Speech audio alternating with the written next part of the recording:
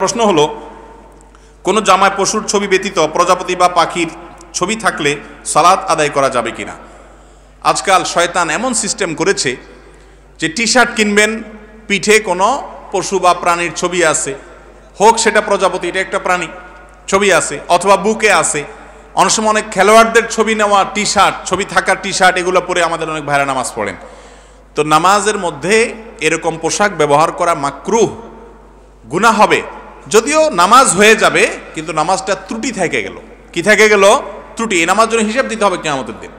এই জন্য ছবি আলা, সেটা মানুষ হোক, প্রাণী হোক, প্রজাপতি হোক, যদি ক্লিয়ার পরিষ্কার বোঝা যায়, কিছু যদি অস্পষ্ট হয় না, ছবির এমন কিছু বোঝা, শুধু শেপটা বোঝা যায়, চোখ মুখ কান নাই, তাহলে সেটা থাকলে অসুবিধা নেই।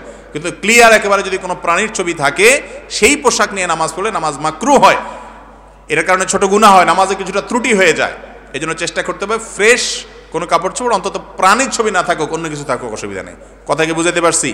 যদি কেউ নামাজের সময় হয়ে গেছে, এমন কোনো টি শার্ট বা জামা গায়ে আছে যে ছবি আলা ছাড়া এখন নাই, এখন জামা পাবো কোথায়, বাসায় দূরে যাওয়ার ব্যবস্থা নেই, তাহলে কি করবেন? ওই জামা উল্টে পরবেন, যাতে করে ছবিটা ভিতরে চলে যায়। কথা কি বুঝাতে পারছি?